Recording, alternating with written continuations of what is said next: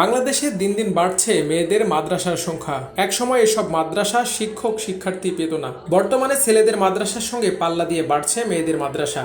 নেই শিক্ষকের অভাবও। অবশ্য শিক্ষার মান নিয়ে তর্ক বিতর্ক আছে। দেশে জেনারেল শিক্ষার ক্ষেত্রে ছেলেদের টেক্কা দিয়ে মেয়েরা এগিয়ে চলছে। গত বেশ কয়েক বছর ধরে এসএসসি ও এইচএসসিতে ছেলেদের চেয়ে ফলাফলে এগিয়ে রয়েছেন মেয়েরা। বিষয়টি প্রশংসা পেয়েছে সব মহলেই। মাদ্রাসায় মেয়ে শিক্ষার্থীদের সংখ্যাও বাড়ছে। শিক্ষার মান ভালো না হলে ভবিষ্যতেও কি নারী শিক্ষার্থীদের ধরে রাখা যাবে তা নিয়ে সন্দিহান সংশ্লিষ্টরা।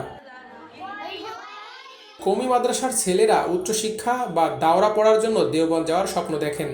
শিক্ষক নিয়োগের ক্ষেত্রে দেওবন্দ থেকে ফারেক হওয়া বা সেখানে ইফতা হাদিস পড়ুয়ারা বিশেষ সুবিধা পেয়ে থাকেন, কিন্তু মেয়ে শিক্ষার্থীদের ক্ষেত্রে এই ধরনের কোনো সুযোগ নেই। বেশিরভাগ মেয়ে শিক্ষার্থী মাদ্রাসায় ভর্তি হন, পড়েন আর ফারেক হয়ে যান, কিন্তু লেখাপড়ার ভবিষ্যৎ নিয়ে তাদের কোনো পরিকল্পনা থাকে না। আর যারা নিজেদের উচ্চশিক্ষা নিয়ে ভাবেন তারা হন আলোচিত ও সমালোচিত। রাজধানীর নামকরা এক মাদ্রাসায় পড়েন তাসমিয়া। তিনি মেশকাতে পড়েন। তার ইচ্ছা তিনি দাওরার পর আরও লেখাপড়া করবেন, কিন্তু এর জন্য তার করণীয় কি তিনি বুঝতে পারছেন না। মাদ্রাসায় পড়ে আদৌ মেয়েদের দেশের বাইরে গিয়ে উচ্চশিক্ষা গ্রহণের সুযোগ আছে কিনা তা তিনি জানেন না। অনেকভাবে জানার চেষ্টা করেছেন, কিন্তু তিনি এখনও সেটা জানতে পারেননি। এদিকে অন্য এক মাদ্রাসা থেকে গত বছর লেখাপড়া শেষ করেছেন হামিদা বেগম। দাওরা শেষে তারও ইচ্ছা ছিল ইফতা পড়ার, কিন্তু তার সেই ইচ্ছা পূরণ হয়নি। পরিবারের লোকেরা মাদ্রাসায় পড়ালেও ইফতা পড়ার ক্ষেত্রে বিরোধিতা করেছেন। পরিবারের লোকেরা আলেমদের সাথে পরামর্শ করেছেন, কিন্তু তারা ইফতা না পড়ানোরই মত দিয়েছেন। হামিদা বলেন, মেয়েদের শিক্ষা ব্যবস্থা আরও ভালো হওয়া উচিত। ছেলেরা মাদ্রাসায় পড়ে যতটা যোগ্য হয়ে ওঠেন, মেয়েদের ক্ষেত্রে যোগ্য হয়ে ওঠার সুযোগ কম।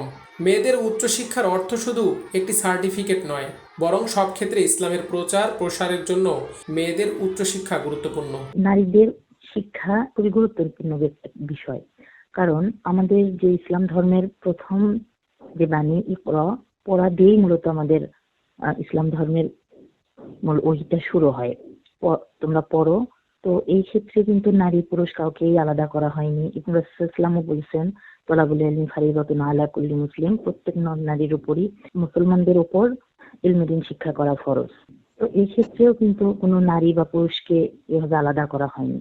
এবং উম্মাহাতুল মুমিনিনদের মধ্যে থেকে হযরত আয়েশা রাদিয়াল্লাহু তাআলা আনহা, হাফসা রাদিয়াল্লাহু তাআলা আনহা সহ উম্মে সালামা রাদিয়াল্লাহু তাআলা আনহা এবং অন্যান্য নারী সাহাবীদের মধ্যে ফাতিমা বিনতে কয়েস, তারপর শিফা বিনতে আব্দুল্লাহ রাদিয়াল্লাহু তাআলা আনহা, ওনাদের সবার যদি জীবনী আমরা একটু দেখি, ওনারা কিন্তু সবাই অনেক উচ্চ শিক্ষিতা ছিলেন।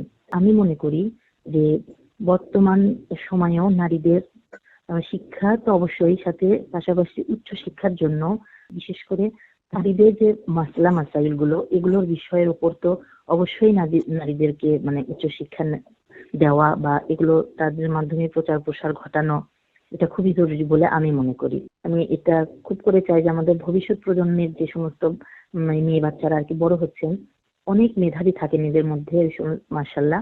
তো তাদের জন্য এরকম একটা ক্ষেত্র আমাদের দেশে তৈরি করে দেওয়া, যেহেতু বাহিরে যাওয়া অনেক ক্ষেত্রে অসম্ভব হয়ে থাকে, মাহরাম কার সাথে যাবে বা কোথায় থাকবে এরকম অনেক বিষয় থাকে। তো আমাদের দেশেই যদি সেরকম একটা ব্যবস্থা করা হয়, যেখানে তারা উচ্চ শিক্ষা গ্রহণ করতে পারবে, বিভিন্ন বিষয়ের উপর তারা গবেষণা করতে পারবে, তাহলে এটা খুবই চমৎকার একটা বিষয় হয়। মেয়েদের উচ্চশিক্ষার ক্ষেত্রে রামপুরা ফাতেহাতুজ জোহরা মাদ্রাসার মুহতামিম মাহমুদ জাকির বলেন, আমাদের মাদ্রাসাগুলোতে সাধারণত দাওরা পর্যন্ত পড়ানো হয়। এর মধ্যে একটি মেয়ের যা জানা প্রয়োজন সেটা তিনি জেনে যান। আর দাওরার পর মেয়েদের বিয়ে ও সংসার করতে হয়, তাই তাদের ক্ষেত্রে উচ্চশিক্ষা গ্রহণের সুযোগ কম। বর্তমান জেনারেশন যেটা দুনিয়ার মধ্যে আছে, এর মধ্যে থেকে 2/3 প্রায় নারী, 1/3 পুরুষ। তাহলে আমি মনে করি উচ্চশিক্ষা পুরুষের জন্য যেরকম ভাবে জরুরি, নারীর জন্য ঠিক একই পরিমাণে জরুরি। অনেক নারী সাহাবীরা দিনের ইলম শিক্ষা করার ক্ষেত্রে তারা যতটুকু শ্রম দিয়েছে, এর থেকে বেশি তারা যুদ্ধের ময়দানেও শ্রম দিয়েছে। আল্লাহ রাসূল সাল্লাল্লাহু আলাইহি ওয়াসাল্লাম যুদ্ধের মতো কঠিন অবস্থাতেও নারীদেরকে নিয়ে গিয়েছিলেন, যে নারীদের অবদানকে আমরা ইসলাম কখনোই ছোট করে দেখে না, বরং আরো বেশি করে দেখে। ইসলাম মানুষের উপর কিছু বিষয় ফরজ করে দিয়েছেন, আর ফরজ বিষয়গুলোর জন্য জ্ঞান অর্জন করাও ফরজ।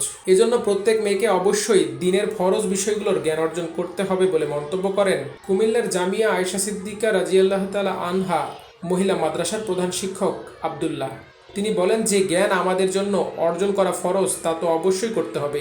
এরপর মেয়েদেরও উচ্চশিক্ষা গ্রহণ করা উচিত।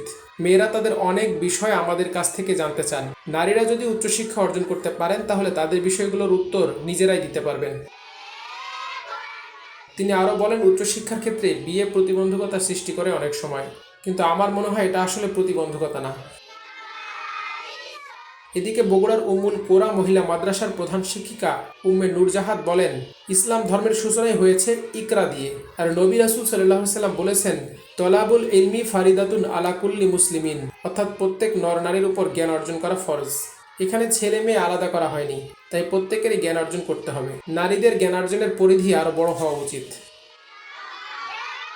তিনি দেশের বড় আলেমদের কাছে আহ্বান জানিয়ে বলেন, নারীরা যেন দেশে এবং প্রয়োজনে উচ্চশিক্ষা অর্জনের জন্য দেশের বাইরে যেতে পারেন সেই ব্যবস্থা করতে হবে।